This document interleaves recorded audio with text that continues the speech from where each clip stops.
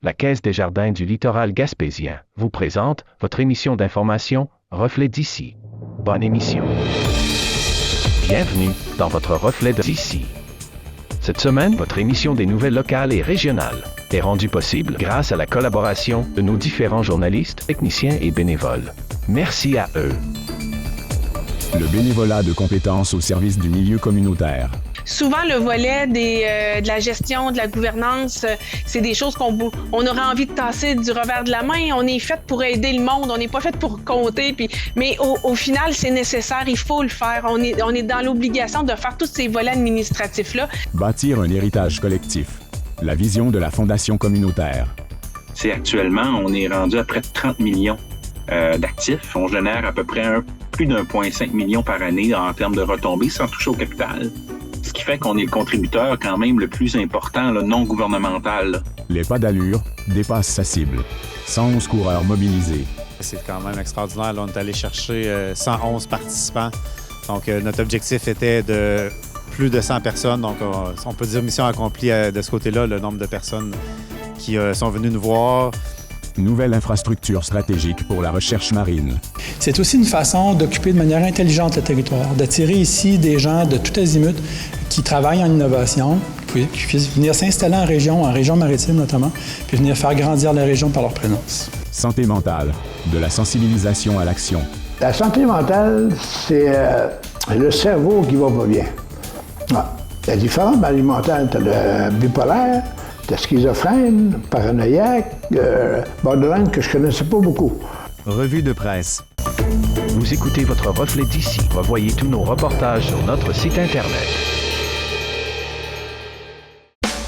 Venez visiter la boutique Ariane Turbide et découvrez un univers de cadeaux à offrir à l'être cher. Notre grande gamme de choix de bijoux pour aller lui vous permettra à coup sûr de personnaliser chacun de vos cadeaux. Bijoux en or, en argent, montres et accessoires de toutes sortes et des cadeaux pour les jeunes et moins jeunes. Venez découvrir nos exclusivités en boutique. L'équipe de la boutique Ariane Turbide se fera un grand plaisir de vous servir et vous conseiller judicieusement. Berthelot Meubles vous invite à découvrir un aperçu des dernières tendances et des nouvelles collections en magasin. Meubles naturels tels que des tables construites dans une grande variété de bois exotiques qui vous offrent un aspect des plus chaleureux. Venez voir nos canapés inclinables électriques et tomber sous le charme de Bugatti pour le salon et de la gamme Fournirama en cuir italien. Choisissez vous-même la couleur et le tissu de votre prochain achat chez nous. Nos meubles de qualité sont non seulement beaux, mais ils sont merveilleusement confortables. N'oubliez pas l'option lit escamotable, la solution idéale pour aménagement de condos, chambres d'invités et bureaux. Profitez d'un service personnalisé et d'un plan de financement sur 36 mois sans intérêt avec la livraison gratuite sur tout le territoire. Berthelot Meubles de Cap d'Espoir, à votre service depuis plus de 37 ans.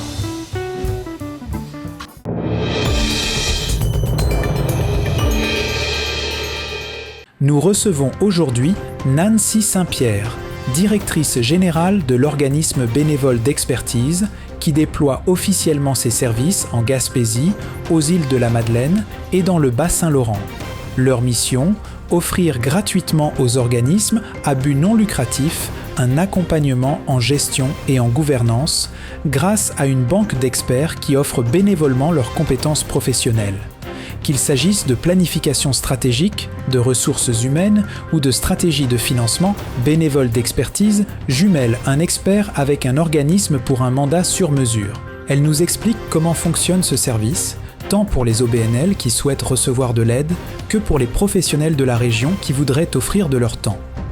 Alors, Bénévole d'expertise, c'est un organisme communautaire autonome qui offre des services en gestion et en gouvernance pour les gestionnaires d'organismes, alors que ce soit les directions générales, les coordinations ou le conseil d'administration, et tout ça par le bénévolat de compétences. Alors, ce qu'on fait, nous, c'est qu'on encadre et on forme des bénévoles experts pour qu'ils puissent être en mesure d'accompagner les gestionnaires d'OBNL. D'accord. Alors, et pourquoi avoir choisi d'implanter ce service spécifiquement dans la région qui nous concerne, qui est Gaspésie, île de la Madeleine? Bien, d'abord, bénévoles d'expertise, on existe depuis 2012. C'est certain que nos services augmentent d'année en année, c'est-à-dire que les organismes en demandent.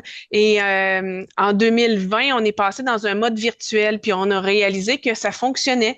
Et nos procédures, nos processus ont tous été modifiés.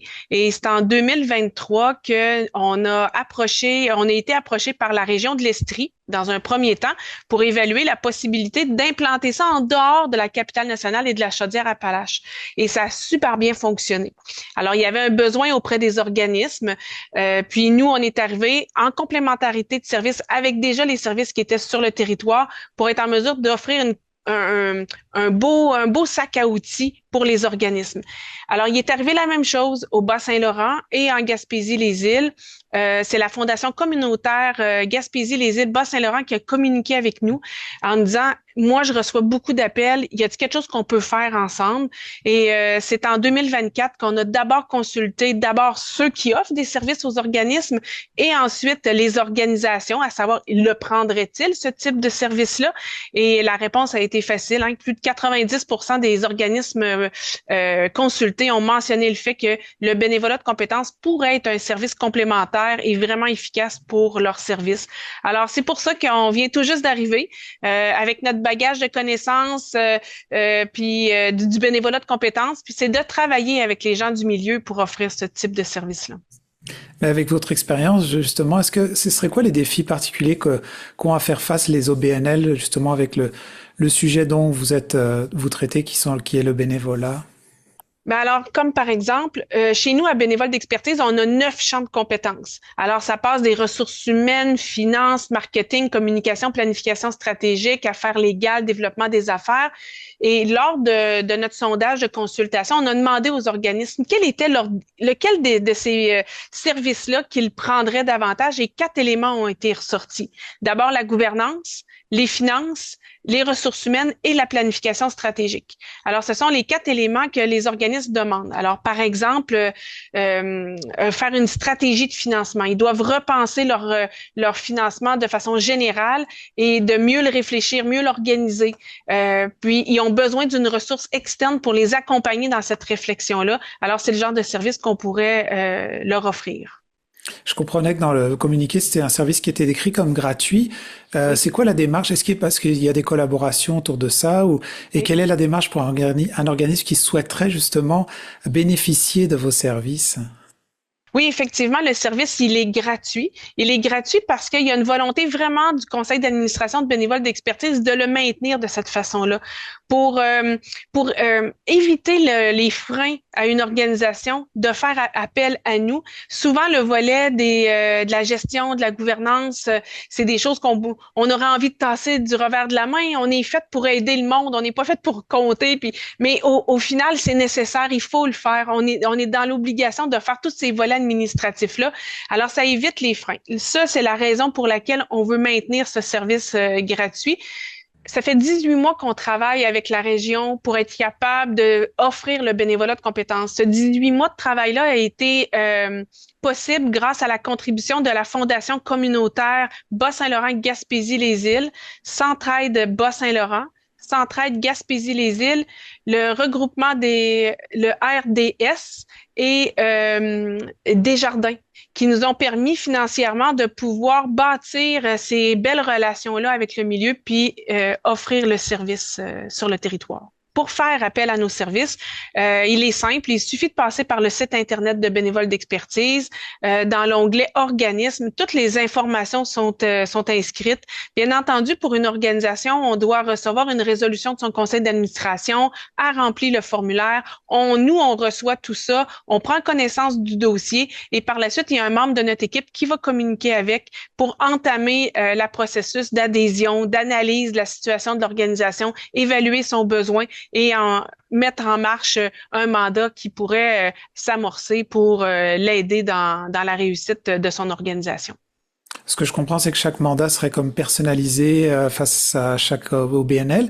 Comment vous décririez justement un mandat type? Comment se passe la démarche? Comment vous accompagnez? Oui. Alors, effectivement, les mandats, c'est des mandats qui sont très personnalisés. C'est-à-dire qu'une organisation, il y a plusieurs organisations qui peuvent nous demander la même chose, un volet finance. Mais j'ai plein de bénévoles en volet finance qui peut les accompagner. Mais nous, on va au-delà de ça. On veut connaître c'est qui le gestionnaire de cet organisme-là, avec qui le bénévole va travailler. Est-ce que c'est quelqu'un qui aime ça réfléchir, qui va être plus lent? On va lui donner le bénévole qui va aller avec ça. Est-ce que c'est un organisme qui veut que ça soit fait en 3 mois, tout soit réglé, pif paf? Ben à ce moment-là, c'est certain que ça va être nécessaire d'avoir un bénévole expert qui va avoir tendance à avancer plus rapidement, qui va être prêt à aller à la même vitesse de l'organisme. Alors, ce qu'on appelle un mandat qui est très personnalisé, et il y a des mandats qui vont durer 3 mois, 18 heures, puis il y a des mandats qui vont durer 22 heures, puis ça va être sur 6 mois. Fait que tout ça, ça dépend toujours de l'organisme. Alors, une fois que le besoin est analysé dans l'organisme et que les éléments gagnants sont réunis, par exemple, pour faire une planification stratégique, la coordination de bénévoles d'expertise vient faire une recherche dans notre base de données d'un bénévole potentiel. On en identifie un, on l'appelle, on lui pose la question, est-ce que tu serais disponible? Ça te tente-tu? Une organisation qui est à tel endroit, qui font telle chose comme mission? Oui, ça m'intéresse. Parfait. On communique avec l'organisme et on lui dit, on a trouvé un bénévole pour toi. Alors, on les met en relation. Ils ont une première rencontre de travail ensemble où ils viennent identifier les objectifs qu'ils veulent atteindre, puis aussi une date de livrable. On veut pas que ça s'épivarde dans le temps. On veut avoir le sentiment de réalisation. Alors, ils fixent ensemble ces objectifs, cette date de livrable, et tout au long du mandat où ils travaillent ensemble, le membre de l'équipe de la coordination va les suivre. Est-ce que ça va bien? Avez-vous besoin de quelque chose? Est-ce que je peux vous aider pour quoi que ce soit? Alors, pour leur permettre de les garder bien alignés sur leur mandat, s'assurer que chacun participe à la bonne dose dans le mandat pour arriver à la réussite du mandat.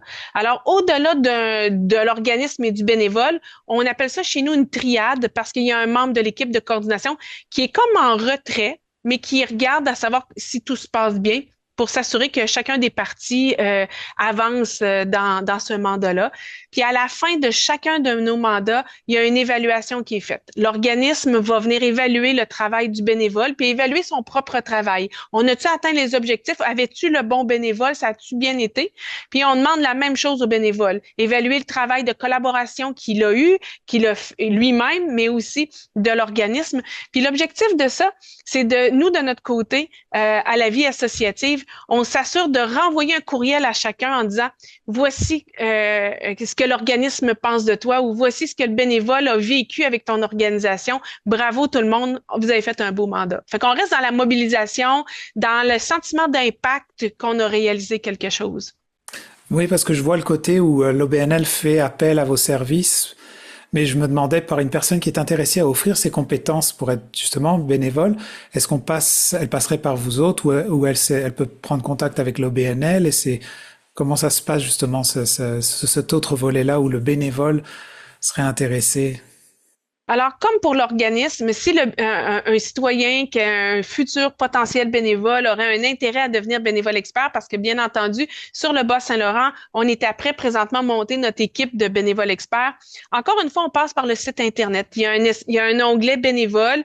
La personne remplit le formulaire en ligne, joint son CV et ensuite, il y a un membre de l'équipe de coordination qui va communiquer avec. Alors, comme une entrevue, bien identifier le profil professionnel, le type de personnalité, toujours dans un objectif de faire des jumelages qui sont personnalisés, ce qui va nous permettre de rentrer plusieurs informations dans notre base de données et qui va nous permettre de faire le bon choix de bénévole lorsqu'on fait une recherche. Alors, c'est important que autant le bénévole que l'organisme passe par le site Internet, mentionner le besoin ou l'offre dans le cas du bénévole, puis nous, on monte une banque de bénévoles. Ce qu'on demande à nos bénévoles, c'est 3 ans d'expérience sur le marché du travail. Alors, effectivement, qu'on ne prendra pas d'étudiant qui sort de l'école, mais quelqu'un qui a au moins 3 ans d'expérience dans son domaine d'expertise, puis quelqu'un qui a envie de transmettre ses connaissances, puis qui a envie d'avoir un impact autrement dans sa communauté. Parfait. Ce que je comprends, c'est que il pourrait même y avoir des bénévoles à distance aussi, selon certains services qui peuvent être offerts. Oui, absolument.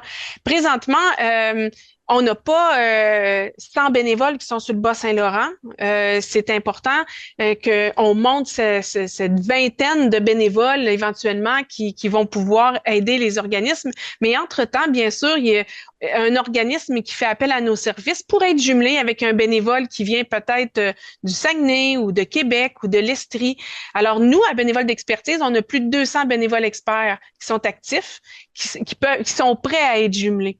Alors, vous comprendrez que peu importe le besoin des organismes, peu importe où ils sont, on va être en mesure de les accompagner, mais le mandat, à ce moment-là, va être réalisé en mode virtuel.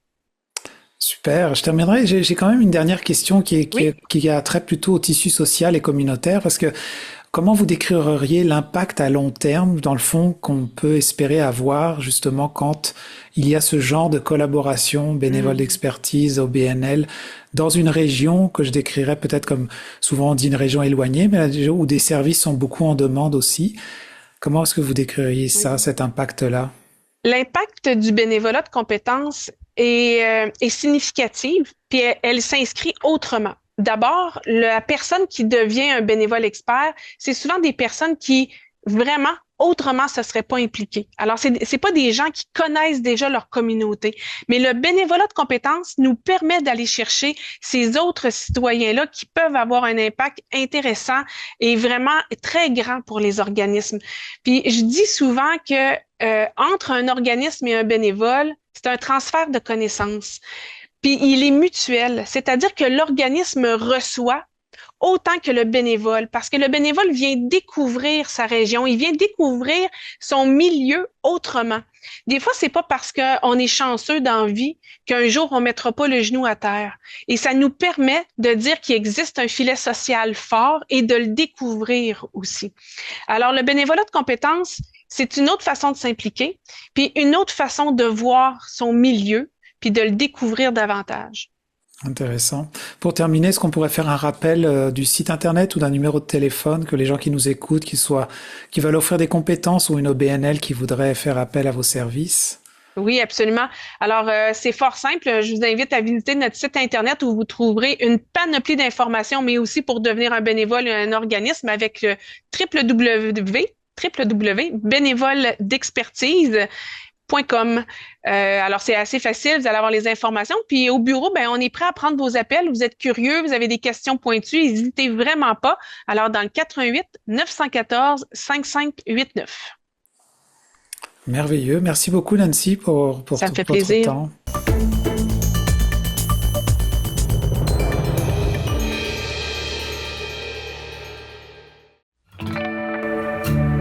Les jardins fleuris de Cap d'Espoir et Pabeau, l'endroit idéal pour découvrir l'univers des fleurs et du potager.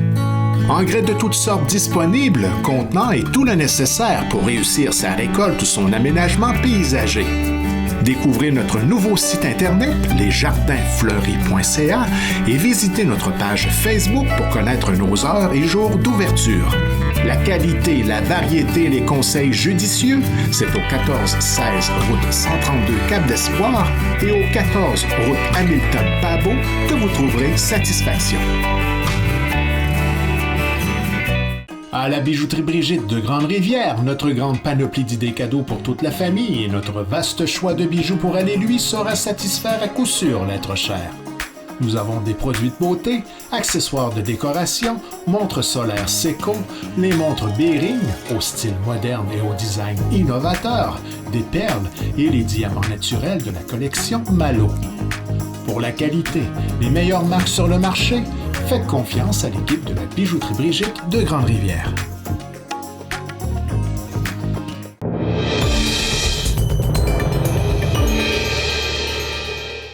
Donc, d'être résilient, d'être autonome. Puis c'est un outil aussi qui apporte une perspective démocratique, dans le sens que c'est nous qui décidons.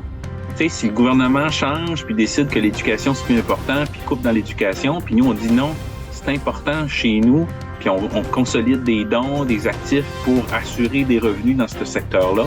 Donc, ça nous permet de nous réaliser démocratiquement. Nous recevons aujourd'hui Ronald Arsenault, directeur général de la Fondation communautaire Bas-Saint-Laurent-Gaspésie-les-Îles, pour discuter du rôle crucial de la philanthropie dans la vitalité de notre région. Célébrant ses 25 ans, cette fondation est devenue la 3e en importance au Québec, avec près de 30 millions de dollars en actifs qui génèrent des revenus annuels pour les organismes d'ici. Ronald Arsenault nous explique comment cet outil collectif assure la pérennité et la résilience du milieu communautaire et nous présente la nouvelle vision de la Fondation, créer un mouvement autour du don testamentaire pour bâtir un héritage collectif pour les générations futures. Oui, dans le fond, la Fondation communautaire fait partie d'un réseau canadien qui regroupe là, actuellement, je pense qu'on est 209 fondations du même genre. On a tous la même mission. C'est d'assurer le maintien de l'action communautaire. Dans le fond, d'assurer les services communautaires dans chacune des collectivités, là. Mais comment justement vous pouvez assurer ce maintien-là? Tout à fait. Ben, notre rôle il est financier. Premièrement, on va créer ce qu'on appelle des fonds de dotation. C'est-à-dire que on va, avec des créateurs de fonds, qui peut être un individu, un organisme ou même une entreprise privée, va créer un fonds de dotation. Et les dons qu'on va accumuler dans ces fonds-là, on va prendre les dons, on va les placer. Ce sont les revenus de placement annuellement qu'on va redonner à la cause qui est définie par le fonds de dotation. Chaque fonds est vraiment dédié à une cause ou à un organisme. Donc, c'est vraiment l'idée de la pérennité parce que le capital est maintenu à long terme, voire à l'éternité. Et c'est vraiment les revenus qui, à chaque année, vont soutenir l'organisation pour assurer ses services dans la population. D'accord, donc c'est vraiment la force du nombre de dons qui vous permet, avec le cumul, d'avoir justement un placement, un capital et de générer de l'argent. Est-ce que ça marche comme ça? Tout à fait. Faut voir une fondation communautaire un peu comme une mutuelle de donateurs et d'organismes. Tu sais, on a cet effet de volume-là, d'avoir un capital avec tous ces fonds de dotation-là, une saine gestion, de générer des bons rendements. On assure des services aussi à nos membres. Donc, on a un rôle, la force du volume, en effet, elle est présente, là. Quand je lisais un petit peu justement votre histoire, là, parce que vous avez fêté il y a pas longtemps vos 25 ans, justement, début octobre, où c'était décrit comme vous avez commencé dans un moment où c'était déjà un peu la crise dans les années 90, puis aujourd'hui, je sais pas si on peut nommer que on traverse une crise, mais c'est un moment quand même assez difficile en général pour les organismes et la communauté. Alors comment est-ce que vous arrivez à passer au travers quand même de ça ou d'avoir démarré de cette façon-là? Puis aujourd'hui, comment tu vois pour faire un peu un constat de la situation? Bien, tu sais, faut voir que la fondation a été créée là au début 2000, en effet, puis c'est issu un peu du ralliement Madelino-Gaspérien qu'il y avait eu dans les années 90. Où, à ce moment-là, en effet, il y avait un chômage élevé. Il y avait un exode rural, les jeunes qui partaient toutes des régions. Il y avait beaucoup de préoccupations. Puis, lors de ce ralliement-là, qui a réuni quand même 8000 personnes à Chandler, là, c'était assez exceptionnel, là, une des idées qui a été proposée, c'était de se doter d'une fondation communautaire, parce que ça existait ailleurs au Canada, là. Donc, il y a des bénévoles qui ont pris ça en main, il y a un comité qui a été mis en place, ça s'est constitué en 2000. Donc, c'était vraiment à contre-courant, là. On parlait de pérennité, de capitaliser des dons, tandis que des besoins imminents étaient présents dans la collectivité. Donc, il y a eu quand même un exercice, là, je vous dirais, de changement de perspective, de voir la pérennité, le long terme. Mais grâce vraiment à l'effort des bénévoles, des membres fondateurs, la Fondation a tiré sa place tranquillement, pas vite, puis a démontré à quel point qu'elle était pertinente, là. C'est actuellement, on est rendu à près de 30 millions d'actifs. On génère à peu près plus d'1,5 million par année en termes de retombées sans toucher au capital. Ce qui fait qu'on est le contributeur quand même le plus important, là, non gouvernemental, là, dans l'Est, là. Puis ce qui est intéressant, c'est qu'on est la 3e fondation en importance au Québec. Il y a 11 fondations au Québec, on est la 3e en importance après Montréal et Québec. Puis si on se met au prorata de la population, je vous dirais, on est peut-être pas mal dans les plus performants. Puis ça, je pense que c'est issu premièrement de la vision des membres fondateurs, des bénévoles qui se sont impliqués dans cette institution-là qui est notre fondation communautaire. Mais c'est aussi, je dirais, c'est le sentiment d'appartenance de notre collectivité. On le sait, dans l'Est du Québec, on est les régions qui ont le plus haut pourcentage de sentiment d'appartenance. On l'aime, notre région, on veut s'investir, on veut participer à sa pérennité.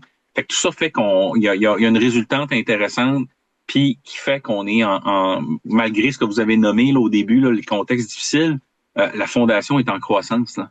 Est en croissance et en plein développement, plein de beaux projets, travaille toujours dans la mobilisation, travaille aussi dans la démocratisation de la philanthropie, qui est que les gens n'ont pas encore cette culture-là ou accès à ce qu'on peut faire en termes de philanthropie. Donc, tout ça pour vous dire qu'on est quand même dans une bonne situation. Alors, comment est-ce que, pour faire peut-être une description un peu sommaire de ce 1,5 million qui est redistribué dans la collectivité, comment est-ce que tu décrirais justement où va l'argent ou comment est-ce que vous soutenez la communauté?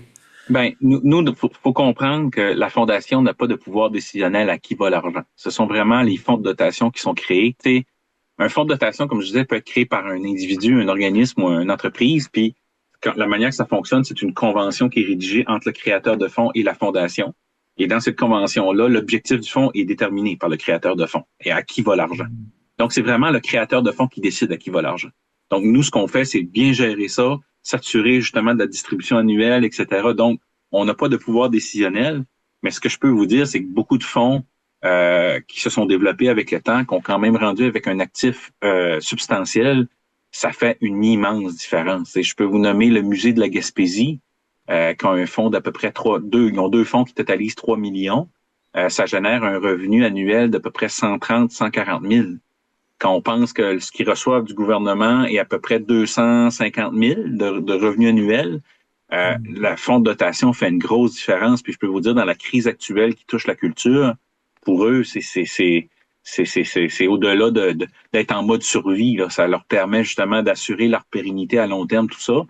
L'autre exemple que je peux vous donner, c'est l'école de musique de Saint-Anne-des-Monts, Miransol, qui elle aussi, là, ils ont créé un fonds il y a plus d'une dizaine d'années. Il y avait des situations plus difficiles à ce moment-là.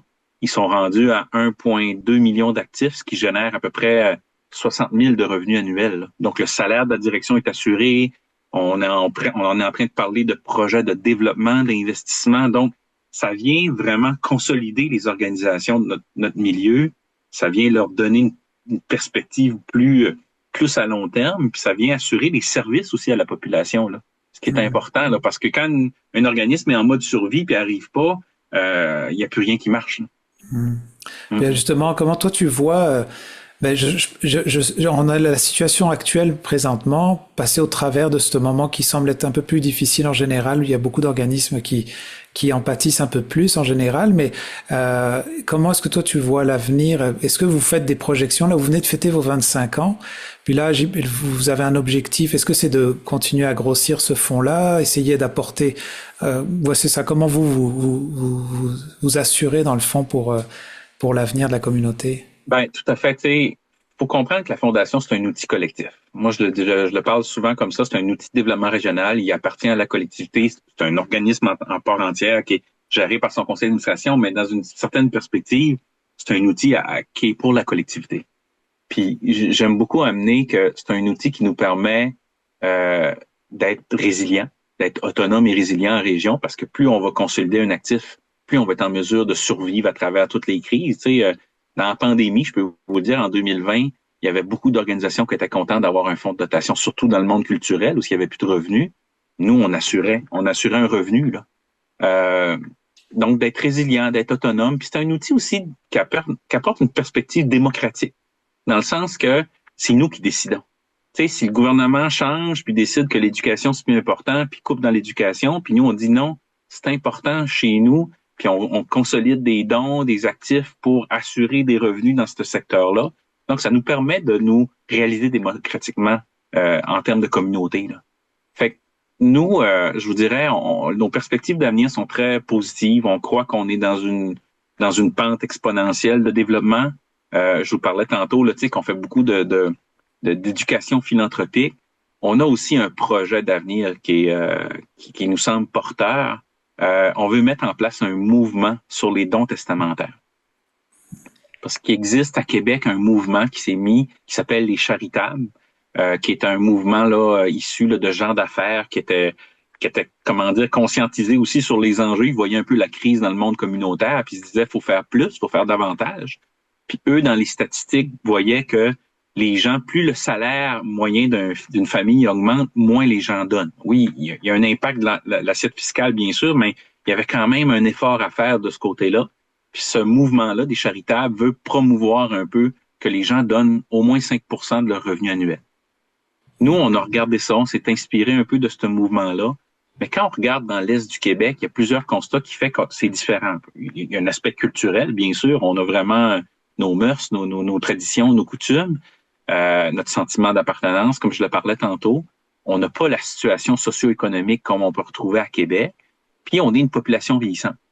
Puis le plus gros potentiel qu'on a, c'est les dons testamentaires. C'est notre patrimoine individuel, mais qui est en quelque sorte notre patrimoine collectif parce qu'on l'a.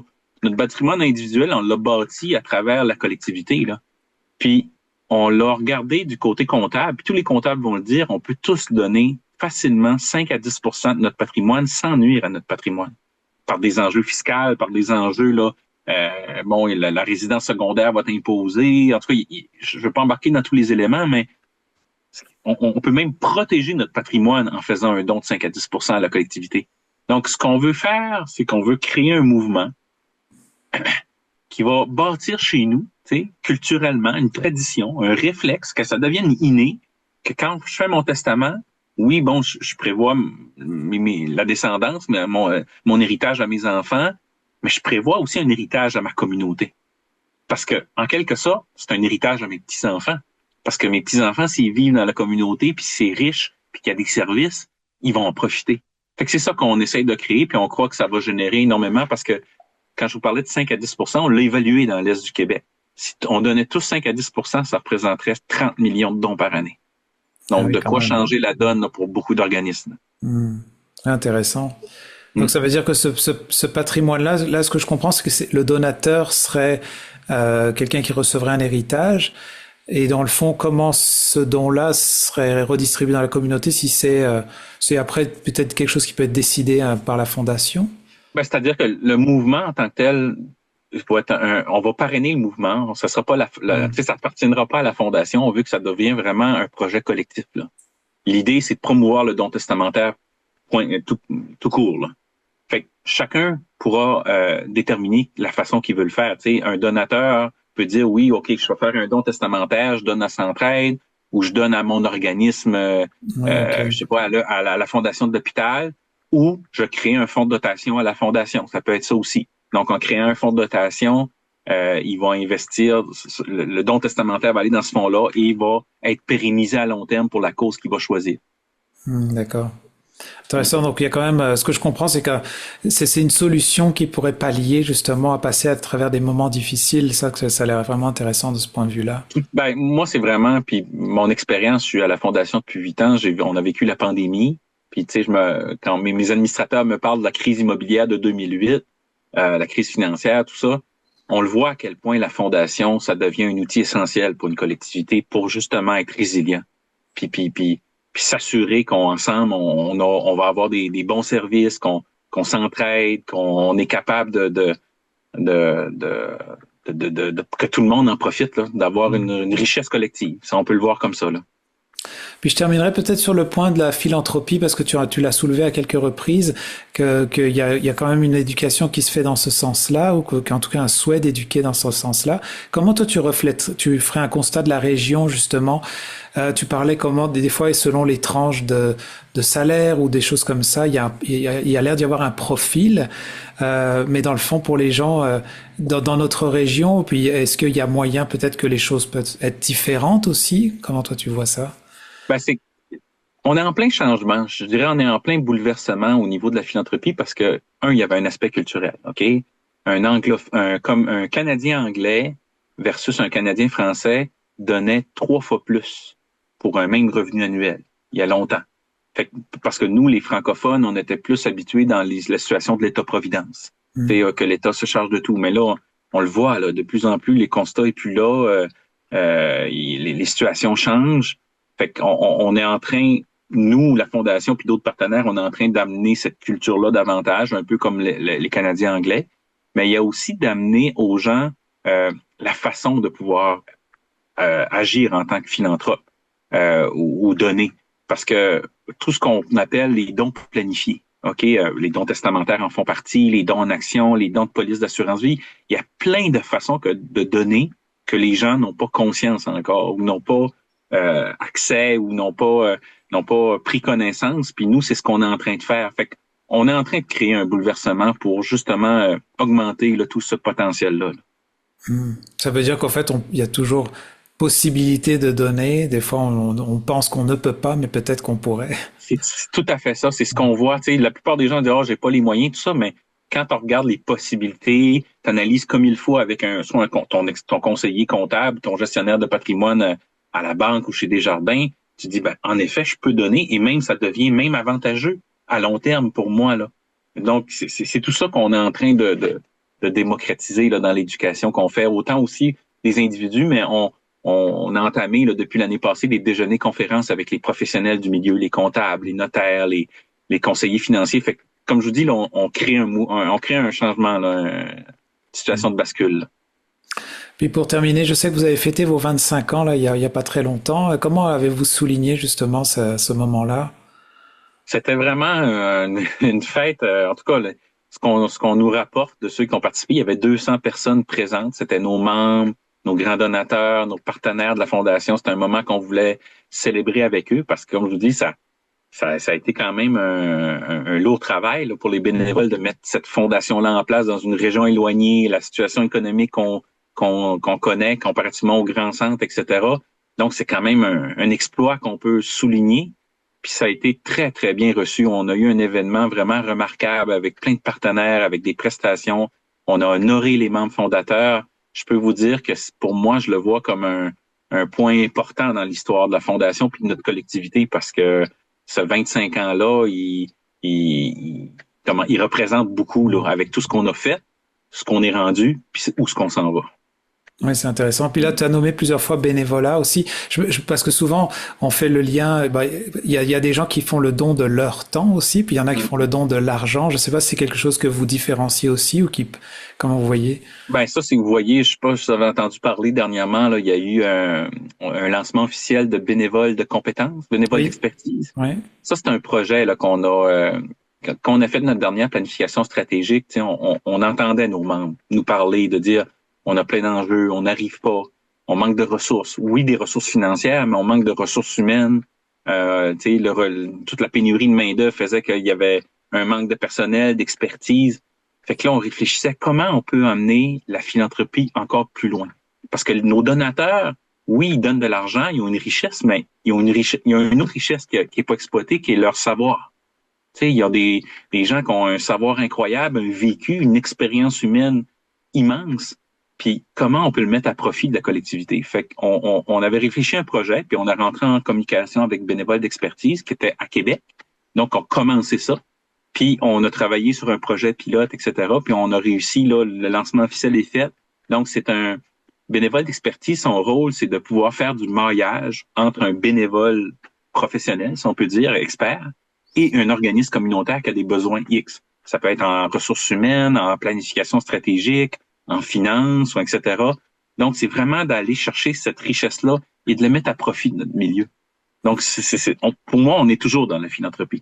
On est toujours dans la philanthropie, puis je le vois dans une perspective très structurante, parce que oui, on aide les organismes, mais on aide aussi nos aînés. Parce que la plupart, un bénévole expert peut être un professionnel, peut être quelqu'un qui est toujours dans le milieu du travail, mais beaucoup d'entre eux sont des gens qui sont à la retraite, qui souvent sont en quête encore de sens, de se sentir utile dans la collectivité. Puis pour moi, cette approche-là est extrêmement nourrissante. Là.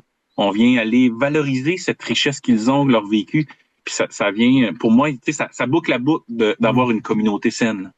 Oui, ça sonne très complémentaire. C'est une autre façon d'assurer aussi la pérennité des organismes. Pardon. En tout cas, merci beaucoup, Ronald, pour ton temps. Ça fait plaisir.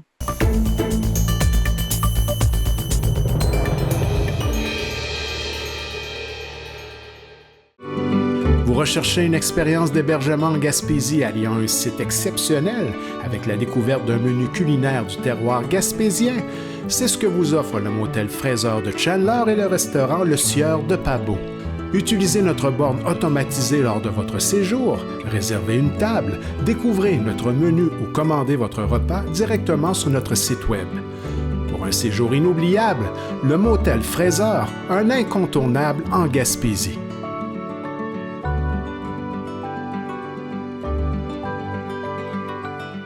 L'endroit idéal pour retrouver des cadeaux avec style et originalité, la bijouterie Dubé de Grande-Rivière.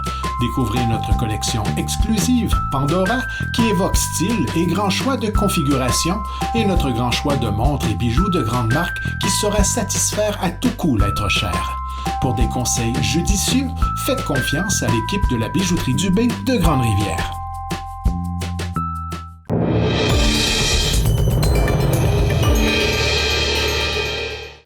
Le club de course Les Pas d'allure a tenu sa levée de fonds annuelle le samedi 11 octobre dernier à Chandler. En plus de bénéficier d'une météo clémente, l'événement a dépassé ses objectifs. J'ai rencontré 3 étudiantes participantes pour recueillir leur expérience, mais tout d'abord, voici Pierre-Marc Paquin-Proulx, responsable et entraîneur du club. Vous avez fait une levée de fonds samedi dernier sous la forme d'une course. Comment ça s'est passé? C'était une magnifique journée. La population a répondu à l'appel. Justement, là, on en parlait, c'est quand même extraordinaire. Là, on est allé chercher 111 participants. Donc, notre objectif était de plus de 100 personnes. Donc, on peut dire mission accomplie de ce côté-là, le nombre de personnes qui sont venues nous voir. Et aussi, le nombre de tours qui ont été complétés. Donc, on parle de 340 tours qui ont été complétés. Donc, si on y va avec 111 personnes, donc en moyenne, les gens ont fait plus de 3 tours. Donc, on parle de 17-18 km là, que les gens ont réussi à faire pendant notre journée. Donc, en moyenne, là, c'est un bel exploit pour beaucoup de gens. Est-ce qu'il y en a qui ont réussi à faire toute la journée? Oui, on a 6 personnes qui ont fait les 11 tours. Donc, on a 3 adultes et 3 jeunes aussi. Donc, c'est un bel accomplissement pour eux. Puis, il faisait tellement beau à la fin qu'on a décidé de faire un tour supplémentaire. On a fait un tour extra, là, le 12e tour, avec le coucher de soleil sur la baie de Port-Beau, sur la digue. C'était vraiment magnifique. Vous avez amassé combien au total? Donc, on parle d'environ 3 000 $ pour cette journée-là. L'inscription des participants, puis on a eu beaucoup de dons aussi. On a même des entrepreneurs là, qui sont venus, qui sont passés, qui ont vu l'activité, puis qui trouvaient ça vraiment génial de faire bouger la population en moyen de financement. Donc, des entrepreneurs qui sont venus aussi faire des dons, plus justement les dons de la population, les inscriptions. Donc, c'est une belle journée. Puis, ça va nous permettre de faire des belles activités. Donc, l'an prochain, donc, cette année, vous avez mis la barre à 100 personnes, vous en avez eu 111. On va tenter l'exploit l'an prochain. C'est sûr qu'on va viser d'avoir au moins le même nombre de participants l'an prochain. Puis il y a déjà des gens là, qui nous ont dit c'est sûr qu'on revient. Puis l'année prochaine, on va se fixer un tour de plus comme objectif. Donc, c'est exemple, cette année, il y en a qui ont fait justement 3 tours. L'année prochaine, j'aimerais ça faire un 4e tour pour faire la distance demi-marathon. Donc, il y en a déjà qui parlent de l'année prochaine de revenir. Évidemment, ils vont inviter peut-être des amis, des collègues, des membres de leur famille. Donc, on va être de retour dans les mêmes dates l'année prochaine. On est toujours le samedi de la fin de semaine de l'Action de grâce. On va être là en 2026. Parmi les départs, c'est combien que vous avez eu de coureurs sur la même ligne de départ, dans le fond, que vous avez été le plus?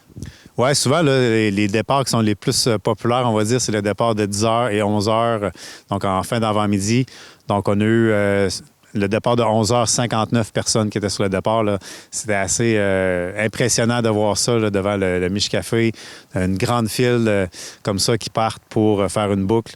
Et puis, ça donne toujours un petit peu de nouvelle énergie. Là. Les premiers coureurs du matin, ils ont déjà 3-4 tours de fait. Puis là, il y a plein d'autres personnes qui s'ajoutent à eux. Donc, ça rajoute une autre énergie là, pour continuer pour l'après-midi. MIF Grenier, Marie-Lou Jonca et Juliette Hardy nous partagent leur expérience sur cette course. Moi, je n'ai fait 5. Moi, je n'ai fait 4. Puis moi, 4 aussi. Fait que ça équivaut un peu à un demi-marathon. Ouais, c'est ça. Ben moi, je me sens fière, là. C'est ça, c'est vraiment le fun, là. Moi, j'aime ça courir, là. Ouais, moi aussi, fière, mais brûlée aussi. Ouais, c'est ça qu'on a les gens un peu, genre, finis à la fin, mais c'est vraiment comme un accomplissement qu'on fait. Fait qu'on est vraiment fiers de nous à la fin, là. Ouais. On se laisse sur des photos prises lors de la journée par Pierre-Marc Paquin-Proulx.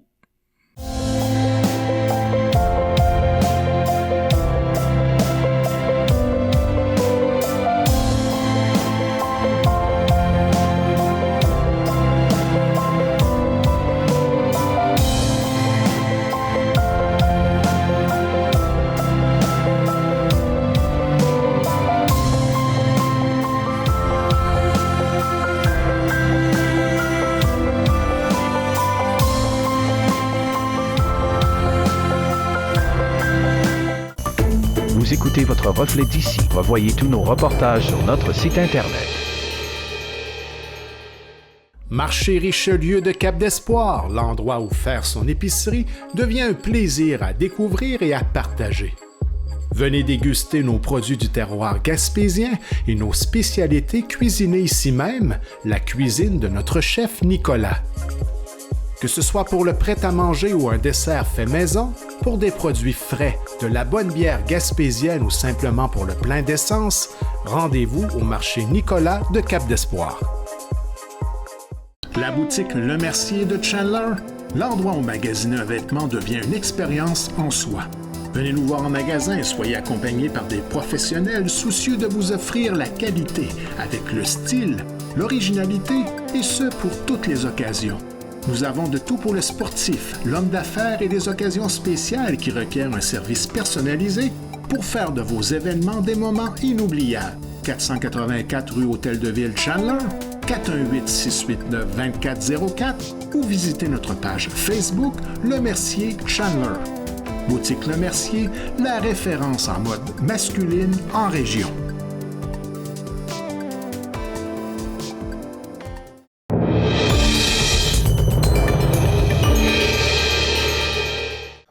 Le mercredi 15 octobre, Mérinov inaugurait le tout nouveau Hub d'innovation, une infrastructure qui permettra de faire de la recherche et du développement dans le domaine de la pêche, de l'aquaculture et de la transformation de produits marins. Grâce à ce hub, Grande-Rivière deviendra un leader en innovation bleue, comme le souligne David Courtemanche, directeur général de Mérinov. C'est donc avec une immense fierté que nous inaugurons aujourd'hui le Hub d'innovation de Mérinov, une infrastructure stratégique qui marque un tournant pour l'industrie maritime du Québec. Ce hub est bien plus qu'un lieu de recherche. C'est un moteur de collaboration, de transfert technologique, de création de solutions concrètes pour notamment répondre aux défis de l'aquaculture, de la pêche et de la transformation des produits marins, en plus des bioressources marines qu'on doit valoriser au Québec. Le Québec possède les ressources, le savoir-faire et certainement l'énergie pour devenir un leader en innovation bleue. Ce hub est l'outil pour nous permettre d'y parvenir.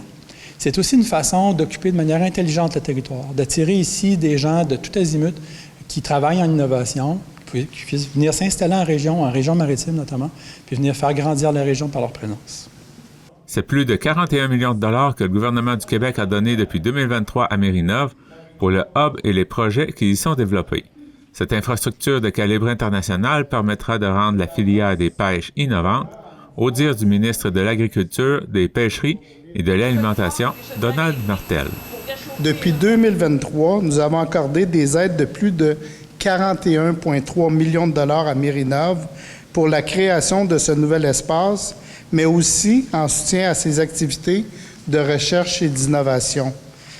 La ville de Grande-Rivière est un pôle de recherche et de formation dans le secteur des pêches et de l'aquaculture depuis plus de 80 ans. Aujourd'hui, plusieurs chercheurs, étudiants effectuent leurs travaux de recherche directement chez Mérinov.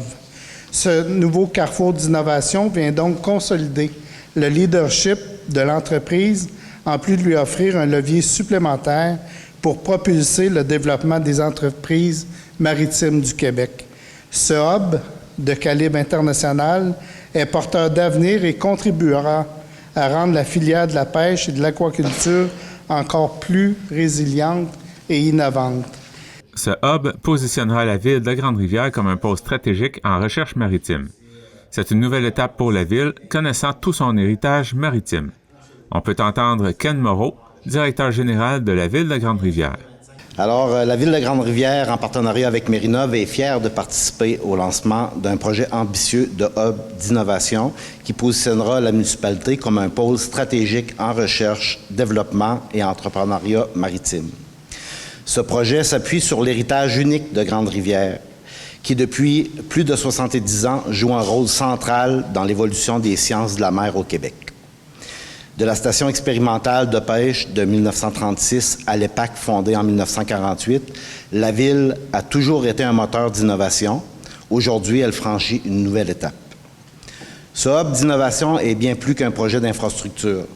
C'est une vision partagée de l'avenir de notre ville, de notre MRC et de toute la Gaspésie. Il s'agit de créer un écosystème dynamique où la recherche, la formation, l'industrie et l'innovation citoyenne se rencontrent. Comme le souligne David Courtemanche, c'est un projet qui était complexe à réaliser, mais qui a tout de même été livré dans les temps et sans dépassement de coûts, dont le projet du hub lui-même s'élève à près de 32 millions de dollars. C'est un projet très complexe. C'est une infrastructure de calibre mondial d'une très grande complexité au niveau de la mécanique du bâtiment, au niveau de la plomberie, tous les éléments de chauffage, déshydratation, déshumidification, contrôle de température. Puis malgré tout ça, l'ensemble des entrepreneurs dans le dossier ont fait un excellent travail. C'est un projet qui a été livré dans les temps, selon les budgets, selon les échéanciers, puis selon la qualité des livrables aussi qui était attendue. On est très, très, très, très contents du travail qui a été fait dans ce dossier-là. C'est un projet, en fait, les évaluations budgétaires qui avaient été faites avant la pandémie, c'était un projet de l'ordre de 17 millions. Après la pandémie, après tout ce qu'on a connu, c'est un projet qui était rendu à 25 millions. Au total, c'est un projet qui aura coûté 31,4 millions. Là-dessus, Mérinov en a mis 3,3 millions de ses fonds propres. Puis la différence, en fait, est assumée par le ministère de l'Économie, de l'Innovation et de l'Énergie du Québec, par Développement économique Canada et Desjardins. Donc, ces trois partenaires-là nous ont permis de supporter le projet à hauteur de 28 millions ou à peu près, pour un projet de 31,4 millions. Puis nous, on a fourni en nature aussi énormément de ressources humaines pour faire environ entre 400 et 800 000 $ pour un projet total de l'ordre de 32 millions de dollars. Il poursuit en nous disant comment l'idée d'un tel projet a pu voir le jour. C'est un projet qu'on a partagé initialement, Gino et moi, et un ancien collègue, Benoît Bazinet, à la table des pêches et de l'aquaculture aux Îles-de-la-Madeleine. Donc, c'était dans le cadre d'une réunion où Gino n'était pas encore maire de Grande-Rivière. Puis, à ce moment-là, je parlais au directeur de GMExport. Puis, on se disait que ça serait une sacrée bonne idée que le Québec puisse se doter d'une infrastructure de calibre mondial pour les entreprises d'ici. Parce qu'on avait visité aussi d'autres sites là, similaires en Norvège, en Islande notamment. On s'est dit, pourquoi le Québec n'aurait pas ça?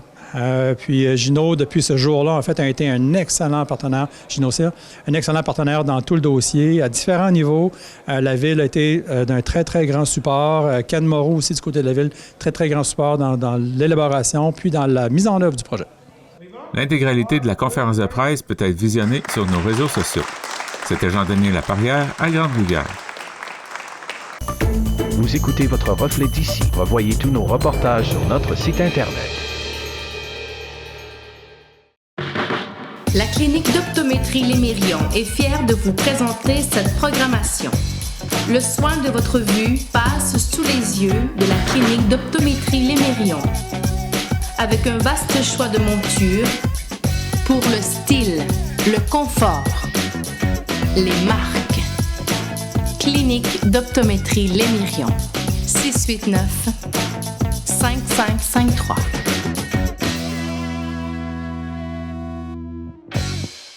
Automobile Mauger Ford de Grande-Rivière, la force d'une équipe. Nous avons à cœur de vous servir avec passion et surtout de satisfaire vos attentes en tout temps. Notre équipe compétente d'expérience ne désire qu'une seule chose, la satisfaction de sa clientèle. Pour l'ensemble de vos besoins pour votre véhicule, pour l'achat d'un véhicule neuf ou d'occasion, venez rencontrer l'équipe Mauger Ford. Notre force, notre équipe, nos employés.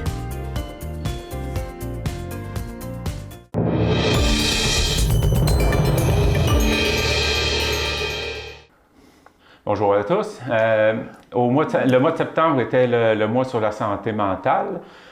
Donc, on va parler aujourd'hui de santé mentale avec Noël Viateur-Langlois, conférencier motivateur en santé mentale. Bonjour. Bonjour. Ça va bien? Oui, très bien, merci. Donc, avant de commencer, présentez-vous. Mon nom, c'est Noël Viateur-Langlois. Je reste à Newport presque 4 ans. Je viens de Port-Daniel. Déménager de Gaspé jusqu'à l'Ouest canadien, déménager 30 fois. Ce que je mets mon chapeau, je suis bien. J'ai dit que vous êtes conférencier, motivateur en santé mentale. Oui. Je suis aussi photographe. J'aime la photographie aussi. Puis le domaine de la santé mentale, vous avez toujours été là-dedans? J'ai été diagnostiqué à 20 ans bipolaire. Je l'avais de naissance. Oui, je l'avais de naissance. J'étais très sensible. On écoutait ma maman des films tristes, on pleurait tous les deux. C'est quand que vous vous êtes dit, moi, je vais travailler dans la santé mentale? Ben, à 20 ans, j'ai été intercepté à Rimouski par j'ai fait de la psychose. Je ne savais pas que c'était une psychose. Puis j'ai eu peur, je pensais que c'était la fin du monde. Je voyais des autos faire 100 000 à l'heure, je voyais des gens avec les traits tirés, je voyais des feux partout. C'était mon immunisation, il n'y avait aucune drogue, aucune boisson. Je suis enfui dans la forêt, puis le policier m'a intercepté, il m'a porté à Rimouski pour me faire des tests physiques, mais le physique était parfait. C'est mon cerveau qui n'allait pas bien. J'ai descendu à Montjoly, j'ai resté 2 mois et demi. Après 2 mois, le psychiatre, le docteur Banville, il m'a dit, après ma mère, il dit, Madame Langlois, votre garçon est violent, il est agressif. Ma maman m'a dit pardon. Fait qu'elle a raccroché. 2 semaines après, il a rappelé ma mère, il dit, je m'avais trompé de dossier. Pas fort. Puis, sinon, est-ce que c'est à partir de ce moment-là que vous vous êtes dit, moi, je vais travailler en santé mentale pour essayer d'aider les autres? Ah oui, j'étais en technique policière quand j'ai rentré à Montjoly. J'ai retourné en technique policière à Rimouski. Puis l'orienteur de Rimouski m'a appelé de son bureau. Il m'a dit, aviateur, la loi numéro 7 de la Sûreté du Québec, pas de cas de psychiatrie. Fait que j'ai parti dans le sport. Ouais. Parti dans le sport? Oui, j'ai été à l'Université de Moncton dans le sport, j'étais à Trois-Rivières dans le sport, puis j'étais à faire un cours de tourisme à Grande-Rivière, puis j'étais à faire un cours à l'Université de Laval en santé mentale. Ouais. Donc, c'est à partir de ce moment-là que vous avez... La première conférence, c'est en 2003 à Rimouski. Il y avait 1050 personnes. Donc, je représentais la Gaspésie, Bois-Saint-Laurent, Côte-Nord. Moi, un Américain et un Italien. L'Américain avait l'Université d'Howard, l'Italien, c'est un haut dirigeant italien. J'avais pas l'expérience de mes confrères de travail. Ben, j'ai passé par-dessus. Il est arrivé une drôle d'affaire, par exemple. J'avais mon lutrin, j'avais mes feuilles dessus. M. Nadeau, qui était modérateur, il avait mis la feuille dans toutes mes feuilles. Je tournais mes feuilles, j'arrivais sur l'ordre du jour. J'ai arrêté de parler peut-être 3 ou 4 secondes, puis 1050 personnes qui sont venues m'applaudir pendant 5 minutes, certains. Là, j'ai dit, il ne faut pas que je lâche, j'ai mis ma feuille de côté. Puis ça, j'ai fini mon allocution, puis j'ai parti me coucher dans mon hôtel. C'est comme si j'avais empoigné un coup de masse. J'ai resté 1 heure solide à dormir. J'ai même pas été dans l'atelier. Puis quand je me suis levé, j'ai marché dans des corridors, une dernière même, félicitations, M. Langlois. Ça a fait de ma journée. C'est là que ça a pris forme, mes affaires, là. Après, j'ai donné 45 colloques après ça. Ah. Eh bien, on va plonger dans le sujet. Comment on pourrait définir ce que c'est la santé mentale? La santé mentale, c'est le cerveau qui va pas bien. Ah. Il y a différentes maladies mentales. Tu as le bipolaire, tu as schizophrène, paranoïaque, borderline, que je ne connaissais pas beaucoup. Il y a aussi les psychopathes de l'autre, c'est les gens qui n'ont pas de sentiments. Ils n'ont pas de sentiments, ces gars-là. Bipolaire, c'est les maladies des émotions. Ouais, beaucoup d'émotions, beaucoup d'argent de pensée. Schizophrène, ils ont leur bulle, les autres. Ils peuvent te parler une journée, le lendemain, plus te parler. C'est dans leur bulle. Ouais. Et les autistes, c'est une autre chose. Les autistes sont déjà très, très intelligents, les autistes. On pense que non, ils sont très intelligents. Quand on dit que l'intelligence est proche de la folie, je crois ça des fois. Ah. L'autisme, c'est pas plutôt comme une condition? C'est ça, oui. Mais ça, il y en a qui ne savent pas si c'est la santé mentale ou quelque chose comme ça. Mais c'est spécial, l'autisme. Ma soeur, mes 2 sœurs, c'est des autistes. Là. Les journées, ils se cachaient en dessous du pupitre puis ils ne voulaient pas travailler. Là.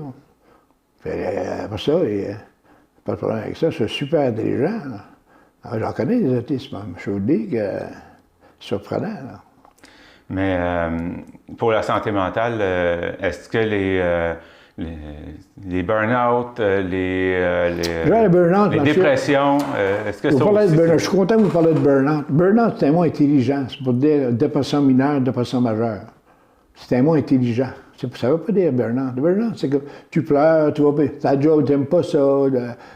C'est des dépressions mineures puis majeures. Est-ce que ça fait partie est-ce que ça fait partie de la définition de la santé mentale? C'est un mot intelligent pour dire dépression. Beaucoup de femmes enceintes perdent des enfants, ils font beaucoup de dépression pour ça. Elles font des dépressions souvent. Ouais, c'est très difficile à une femme perdre un enfant. Ou un cancer du sein, c'est très difficile. Comme un homme qui n'a plus d'érection, c'est très difficile aussi.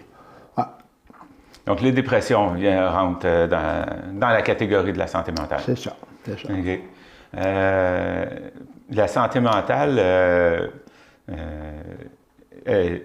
bon, tu as nommé tout à l'heure des maladies, là, ou en tout cas, je ne sais pas si ça s'appelle des maladies, là, comme la schizophrénie,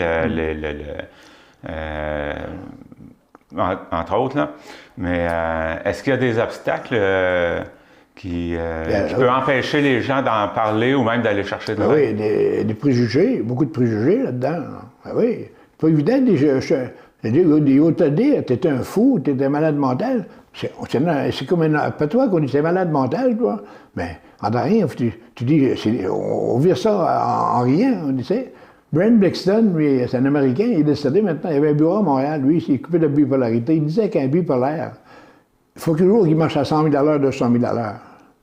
Puis un bipolaire bien traité, il peut faire aussi bien qu'un autre, mais mieux qu'un autre. Un exemple de ça, M. Latraverse qui a fait un spectacle au Stade olympique avec Diane Dufresne, il a passé beaucoup d'argent. Ouais. Hein? L'argent n'a pas d'importance quand tu es bipolaire. Tu peux gaspiller 3 000 dans 2 jours, ça ne te dérange pas. Hein?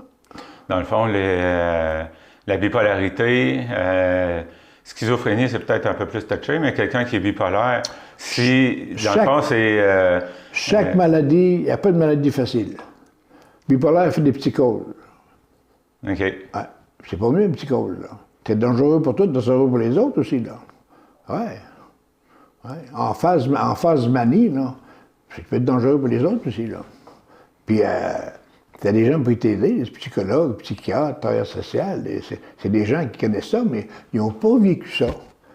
Un alcoolique, lui, il peut avoir ses enfants, il peut avoir sa femme, il peut avoir sa maison, puis ils peuvent venir. Il faut croire en quelque chose. Il y a quelque chose qui est en haut là, comment on l'appelle, Allah, Bouddha, Dieu, je ne sais pas. Il y a une énergie qui est là. Il ne faut jamais lâcher, il ne faut jamais tomber. Se lever la tête. Mon père arrêtait d'aller à l'église à 50 ans. Et si vous voulez aller, vous pouvez y aller. Tu sais, le Jésus qui se prenait à ta croix, ça se peut quand tu tombes à ta croix, tu te relèves peut-être plus fort. Le phénomène de la rumeur, comme ça. On a fait ça à Rimouski, à l'autorité policière. Tu comptes une histoire à toi, puis tu en comptes à 10 personnes, tu peux la même histoire. Tu as parlé de l'alcoolique. Tu me disais tout à l'heure en préparation de l'entrevue que quelqu'un qui consomme trop conduit, ou en tout cas, il y a une source de problème de santé mentale derrière cette consommation excessive. Il y a 3 raisons pourquoi tu bois. L'effet, le goût, quand tu as des problèmes. Puis quand tu as des problèmes après ta brosse, c'est amplifié, c'est pire. Ah. La sobriété a bien meilleur goût. Moi, je consomme plus, ça fait 4 ans. Pas de boisson, pas de drogue, pas de cigarette. T'as pas dit que j'aurais pas de boisson. Ça ne veut pas dire que j'aurais pas de début de boisson. Ben non, pas toi. Si ton ami dit, tu te demandes pour prendre un verre, tu sais que tu ne bois pas, il a dit, non, tu ne te respectes pas. Comprenez-vous? Moi, je suis hétérosexuel, j'aime les femmes. Il y en a qui c'est des homosexuels, il y en a qui c'est des lesbiennes. Mais si tu te respectes, tu les respectes, pas de problème avec ça. Puis les homosexuels, il faut qu'ils s'affichent, pas de problème avec ça non plus. Ben non. Donc, c'est que je m'éloigne du sujet un peu, mais c'est bien ça. Mais dans le fond, ça conduit justement souvent ceux qui ont un problème de santé mentale ne s'en rendront probablement pas compte. C'est leur entourage qui va le constater. Donc, l'entourage, comment la personne peut faire pour aborder le sujet de façon... comment je vais noter ça? De manière aidante, là, sans préjugés, justement pour pouvoir l'aider. C'est un peu un manque d'amour aussi. Quand tu manques d'amour, c'est difficile. Là. Ton père ne peut pas dire qu'il t'aime, mais aujourd'hui, ça peut changer. Les parents vont s'occuper des enfants. Dis à ta mère que tu l'aimes, ton père que tu l'aimes, que tu l'embrasses. Ça, c'est important. Ça fait ta journée, ça. L'argent ne jette pas tout, là. L'argent ne jette pas l'amour pour l'amitié. Peut-être le sexe, mais pas l'amour pour l'amitié. Hein? Entre moi et toi. Puis, si tu es quelqu'un qui est proche et décédé, là, c'est comme ton ange gardien, demande-lui de t'aider. Il va t'aider certain. Ça, c'est certain. Tu peux rien cacher à ta mère, parce que ta mère, elle ressent ce que tu ressens. Les mères ont un 6e sens. Oui, c'est ça. C'est en plein ça. J'appelle ça l'instinct maternel. J'ai pas pris ça à 20 ans, j'ai pris ça, là, j'ai sorti 6 ans, j'ai 7 ans le 25 décembre, je suis né le 25 décembre. Moi. C'est pour ça qu'on m'appelle Noël Landroit, Noël Viateur Landroit. Donc, dans le fond, quelqu'un qui est, mettons, bon, la bipolarité, c'est la personne peut faire des psychoses. Quelqu'un qui est en consommation d'alcool, ben, lui, il peut, tout dépendant comment est la personne, ben, elle peut en faire une aussi. Là, on peut virer agressif. Donc, tu abordes ces sujets-là de quelle façon avec ces personnes? Aujourd'hui, tu es correct, le lendemain, tu peux être bipolaire. C'est tout simple. Puis, non, c'est comme un diabétique. Aujourd'hui, il est correct, le lendemain, il peut être diabétique. Quand tu vas chercher de l'aide. Tu as un organisme communautaire, tu as CLSC, les hôpitaux, travailleur social, psychologue, psychiatre. Un psychiatre et un psychologue, c'est pas la même chose. Un psychiatre, il donne des pilules. Un psychologue, lui, il donne des solutions pour t'en sortir. Mais si tu es une famille, tu travailles avec ça. Toi, ton médecin de famille, il reçoit toutes tes choses de psychiatre, psychologue, tout ça. Il connaît ça pareil, mais c'est pas un spécialiste, un médecin de famille. C'est un médecin de famille. Ah. C'est ça. Mais sinon, comment on fait pour diriger la personne? Regarde, je crois que tu as des problèmes ou... Quand ton grand... Dans une route, tu as des amis, hein? Dans une route, tu as des amis. Dans l'Ohio, tu n'as pas beaucoup d'amis. Moi, j'ai un ami qui s'appelle André Mégané, c'est passé de ma vie avec. Primaire, secondaire, cégep. Je l'appelle le frère André. C'est mon grand chum, puis il m'a toujours été, puis il me connaît assez. J'ai toujours été chez moi à Gaspé. Il a eu tes yeux de la crise de bine. J'étais me coucher pendant une demi-heure, je suis parfait. C'est ça. Dans le fond, ce serait les amis qui sont vraiment très proches, ceux que tu peux faire confiance. C'est eux autres qui vont être capables ça leur fait beaucoup de peine. Parler. Ça leur fait beaucoup de peine quand tu es malade, là. C'est une maladie, mais ça leur fait beaucoup de peine. Puis quand tu prends le dessus, là, ben moi, je vais appeler quelqu'un, je vais dire, hey, ça va mieux, ben, il va être content de ça. Parce qu'il sait que tu n'es pas méchant. Pas parce que tu es maladie, tu es méchant, pas des médicaments, tu es méchant. Hein, non. La santé mentale, quand tout va bien, c'est quoi les gestes ou les actions qu'on pourrait poser pour solidifier notre bien-être? Ce qui peut aider la santé mentale, le sport. Le sport, c'est très bon. La musique. Laissez tomber la drogue, la boisson. Si vous enlevez ça de votre vie, vous allez vivre assez heureux. Là. J'ai commencé à vivre à 60 ans. J'ai appris à respirer. J'ai appris à faire de la méditation. J'ai appris à faire du yoga. Ça, ces choses-là, c'est important, ça. C'est vraiment bien là-dedans. Je ne conduis même pas mes autos, des fois. Je suis assez gelé, de passer ma vie gelée quasiment. Aujourd'hui, je suis correct. Je peux conduire mon auto. J'ai aucun stress. Quand vous dites aucun stress. Quelque chose que j'ai pas passé demander tout à l'heure, là. On parlait, qui peut aider la personne, mais avant de pouvoir aider, il faut aussi détecter, puis peut-être qu'il y a des fois c'est quoi les signes, là, à part peut-être justement la psychose, là, j'imagine, avant d'arriver là, disons que si ton chum, tu l'as pas dans les hôpitaux, c'est psychiatrie, tu vas le visiter, puis tu vas aller aux visites. Quelqu'un qui est en psychiatrie, puis il passe 5-6 ans à les hôpitaux, c'est pas la meilleure chose. Là. C'est comme une personne âgée qui est placée, puis parce qu'elle n'a pas de visite, sa famille ne va pas le visiter. C'est pas bon. Moi, j'ai eu beaucoup de visites. Ma mère venait me voir, mes cousins, mes cousines. Puis, il y a pas longtemps, j'étais pas en forme. Là. En rien, j'ai fait des activités, du sport, des macramés, tout ça, comme ça. J'ai embarqué dans tout. Mais ce que je veux dire, c'est plutôt... c'est quoi les signes qui montrent que quelqu'un a un problème de santé mentale pour pouvoir l'aider, justement? Comme je te dis, c'est pas facile. C'est dangereux pour les autres. C'est parce que ton cerveau, là, il tourne. C'est comme un cochon d'Inde qui n'arrête pas de tourner de ta tête. C'est fatigant, ça. C'est pour ça qu'il y a tant de suicides. Ça fatigue. Ça. Moi, il est parti de cette affaire-là. C'est un combat. Hein. Personne qui entend des voix, c'est des mauvaises voix. Ben oui, c'est ça. Ça, c'est les schizophrènes, ça. Oui, mais quand même. Je suis pas schizophrène, j'ai entendu ça, moi. Mais combattu, je me levais, puis je passais mes mains à travers. Non, c'est un combat. Il faut croire en quelque chose. Quand tu crois en quelque chose, là, quand tu dis que je suis un athée, là, excusez, là, Quand tu arrives sur civière, tu dis, oh, monsieur, vous êtes malade beaucoup, là. Tu fais ça, automatiquement. Dans le fond, ça revient au cercle d'amis très rapproché. Eux autres vont être capables de voir un changement de comportement ou quelque chose. Il va y avoir du changement, il va être content. Ça va mieux à terre, tu respires mieux à terre, tu ne consommes plus, lâche pas. Il y a un gars qui me disait tantôt au centre d'achat, je dis, là, je suis prêt à rencontrer une femme qui ne consomme pas, qui aime voyager, tout ça. Il dit, ça va bien, je te le souhaite, tu le mérites. Ça, c'est important. Je te le souhaite, tu le mérites. C'est juste ces deux paroles-là. Je te le souhaite, tu le mérites. Ah, il a fait ma journée déjà. Là. OK. Avant de terminer, tu voulais aborder le sujet de la loi P38. Oui, ça se trouve être quoi, cette loi-là? J'ai été mandaté par le droit et recours. Je suis vice-président du droit et recours santé mentale, Gaspésie, Île-de-la-Madeleine, 2e mandat. J'ai été mandaté pour faire les corps policiers.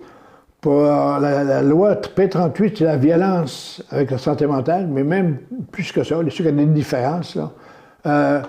Le teaser, le matraque, le menottes, c'est pas l'idéal.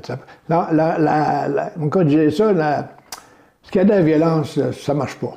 C'est de l'amour, ça prend. Tu sais, quand tu as sur lui, là, tu rentres dans l'hôpital, ça va pas bien, là. Prendre l'ambulance, puis la dernière fois qu'ils m'ont porté à l'hôpital, 3 chars de police. Le policier dans l'ambulance, puis ils m'ont mis les menottes dans le dos, puis j'avais mal des épaules. Pardonnez, Chandler, ça a duré une éternité. Pourquoi ils ont fait ça? Ça marche pas, cette affaire-là. Quand j'arrivais à Chandler, j'ai parlé, puis après, j'ai vu l'ambulancier, il dit, me connaissez-vous? Je dis, non, pas vraiment. C'est moi qui vais descendre avec vous, il dit à Chandler. Quand j'avais arrivé à Chandler, j'ai dit au policier, est-ce capable d'enlever les menottes? Il a dit, OK. Vous m'avez donné la main, j'avais dit merci. Il m'a dit ça, j'ai bien aimé ça sur lui. Un jeune homme. Ah, il m'avait donné la main, j'avais dit merci. Donc, vous faites la tournée des postes de police, c'est pour sensibiliser? C'est ça. Les policiers, il n'y a pas vraiment de formation pour ces personnes-là. C'est comme moi, j'étais imposant, mais un policier, il met sa main sur le gun, c'est pas de même, ça marche. Là. Ben, à Montréal, on entend parler. Oui, il y a beaucoup de violence. Là. Oui, ben, ce que je voulais dire, c'est qu'on entend parler d'organismes qui demandent à ce que les policiers soient accompagnés de travailleurs sociaux. Je pense que c'est une bonne affaire. Même moi, je suis un père aidant, moi. Un père aidant aussi, c'est bon. Ouais. C'est comme un alcoolique qui aide un autre alcoolique. Ça. Il vit la même chose. Moi, comme moi, santé mentale, je m'en passe de tuer quelqu'un qui a des problèmes de santé mentale. Je vois un bipolaire, je vois un psychologue, je m'en passe de tuer. Je le vois. Je le vois tout de suite. Ça se voit, ça. Et ses propos sont démesurés, il parle beaucoup. Ben, je parle beaucoup, pareil. Mais c'est ça. C'est ça. Donc, P38, ça se trouve être... tous les corps policiers, surtout des Québec, ça, ces gens-là. P38, je sais que vous avez dit que vous faites la tournée pour sensibiliser, mais P38 veut dire quoi? Dans le fond, c'est... C'est la loi 38. Mais cette loi-là, c'est quoi? Enlever toute la violence avec tout ce qui est... toutes les femmes pour les arrêter ces gens-là. Là. OK, fait que la loi P38, c'est pour donner des outils au corps policier pour... la violence engendre la violence. Plus tu es violent avec quelqu'un, plus tu vas être violent. C'est comme un instinct, ça. Tu vas pas un chien, il va vouloir te mordre. C'est ça. Tu le flattes, il va comprendre. Mais non. Un enfant, où tu frappes sa fesse, il va pleurer. Mais si tu fais de l'amour, il ne faut pas seulement comme ça t'asseoir avec, tu discutes. Ben oui, la thérapie, ça c'est important, la thérapie. On peut sauver beaucoup de monde avec la thérapie. Le Dr Lapierre m'a dit ça. C'est un des 10 meilleurs psychologues du Québec. La thérapie. Donc, tu fais la tournée des postes. C'est quoi la réception des corps policiers? Est-ce que je ne l'ai pas fait encore. Je vais aller faire les corps de policiers. Je vais leur dire, on va discuter, on va s'asseoir ensemble. Là, ça n'a pas changé beaucoup. Il y a beaucoup de policières qui se promènent. Puis, il y a beaucoup de femmes. Et les femmes de la police, c'est bon aussi pour la communauté, puis les affaires de ménage. Il y a des forces là-dedans. Tu sais? Ouais. OK, tu vas commencer. C'est quand tu vas commencer? Je vais appeler mon organisme, là, puis ça va se faire aussi assez rapide. Il faut que je sois accompagné, peut-être, puis ça. C'est pas... Il faut que les corps soient ouverts aussi, les corps policiers soient ouverts, puis qu'on ait le temps de le faire. À chaque poste de policier, il faut qu'il y ait un sergent, un capitaine. Il Puis lui, il décide à telle heure, on prend 1 heure pour... C'est important, cette affaire-là, c'est important. Là. Il va changer leur optique, puis ça va peut-être ça va être mieux. L'arme à feu, elle est là. Mon père était armé, il était policier, mon père. Il n'a jamais servi de son arme. Ah, non. Jamais servi de son arme. Je pense qu'on a fait le tour. Quelque chose que vous aimeriez ajouter? J'aimerais remercier le poste ici, le communautaire, pour les bonnes causes comme la nôtre, là.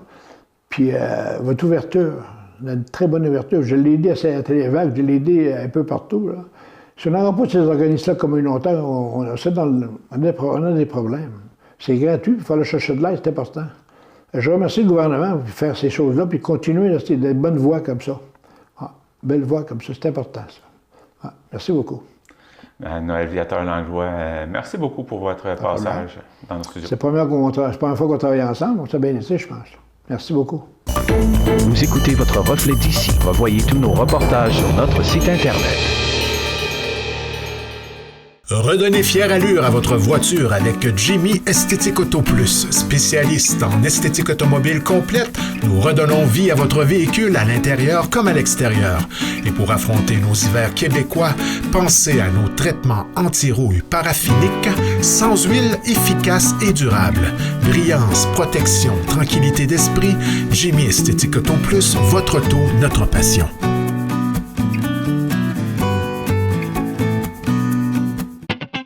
Poissonnerie Le Lièvre et Le Moyant, là où la fraîcheur est synonyme de qualité. Pour un choix impressionnant de poissons et fruits de mer, rendez-vous chez Le Lièvre et Le Moyant de Sainte-Thérèse de Gaspé. Nos employés sauront vous conseiller pour préparer des repas terre et mer qui resteront gravés dans la mémoire de vos invités.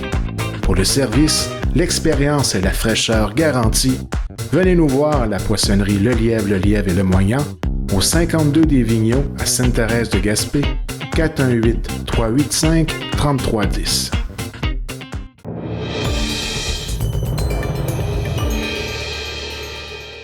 Selon Radio Gaspésie, un rassemblement de 50 personnes a eu lieu à la gare de Matapédia pour exiger le retour du train de passagers en Gaspésie. Organisée par le député bloquiste Alexis Deschênes, l'initiative visait à accentuer la pression sur Via Rail. Des élus de tous les paliers étaient présents, y compris la députée provinciale Catherine Blouin. Des citoyens ont témoigné de l'importance du service interrompu en 2013. La Coalition pour le retour du train soutient que Via Rail, financé par 1,4 milliard de dollars en fonds publics, devrait rétablir le service sur le rail praticable jusqu'à Port-Daniel. Via Rail maintient qu'un retour partiel n'est pas logistiquement possible.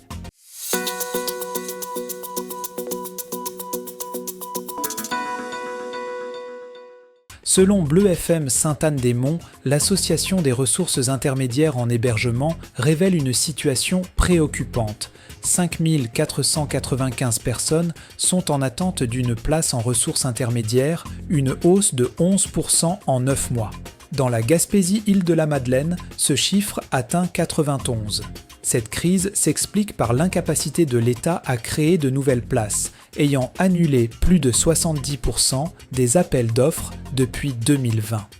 L'organisme déplore que la bureaucratie et le financement inadéquat paralysent le développement, privant des milliers de personnes vulnérables d'un lieu de vie sécuritaire.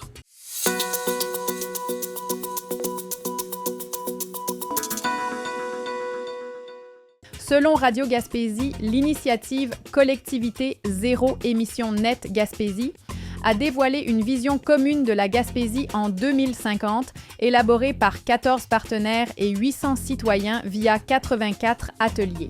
Les priorités s'articulent autour de 3 axes pour un avenir durable, une communauté engagée, des milieux de vie adaptés au changement climatique et une économie locale plus autonome. Des comités de travail se réuniront prochainement pour définir les actions concrètes à développer d'ici 2050. Ce projet de planification s'étale sur 3 ans.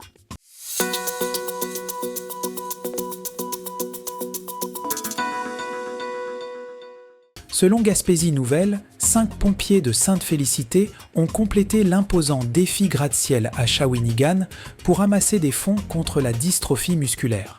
Inspirés par le fils d'un collègue, ils ont monté la tour de la Cité de l'Énergie, non pas 2, mais 3 fois, incluant le défi des héros où ils ont transporté un jeune homme en fauteuil roulant. L'équipe a largement dépassé son objectif initial en amassant 5 546 $. Les pompiers, qui ont fait preuve d'un grand esprit d'équipe, prévoient déjà de revenir l'an prochain pour la version extrême de l'événement.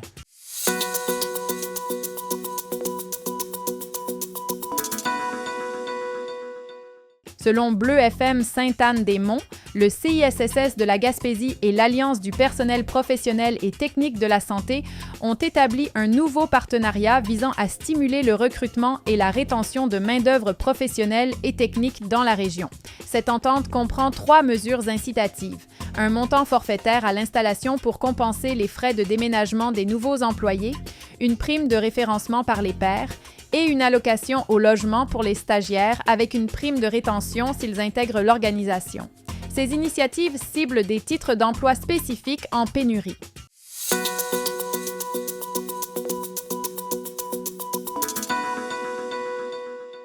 Selon Gaspésie Nouvelle, une cérémonie chargée d'émotions s'est tenue à Sainte-Anne-des-Monts, marquant la première en Haute-Gaspésie, où 13 nouveaux arrivants ont reçu leur citoyenneté canadienne. L'organisme Haute-Gaspésie, Me Voici, a réussi à réunir le nombre minimal de candidats requis par IRCC pour cet événement, malgré le choix d'une cérémonie virtuelle pour d'autres. Les nouveaux citoyens, dont le processus a pu durer jusqu'à 8 ans, provenaient de la région et d'ailleurs. Les élus locaux et fédéraux ont assisté à cette cérémonie protocolaire et émotive.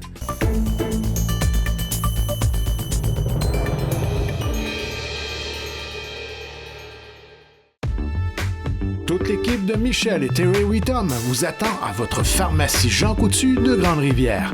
Pour des conseils professionnels, des produits de qualité, venez nous voir, ce sera un plaisir de vous servir. Des cosmétiques aux soins de beauté en passant par les soins de santé, c'est chez votre Jean Coutu de Grande-Rivière que vous trouverez satisfaction.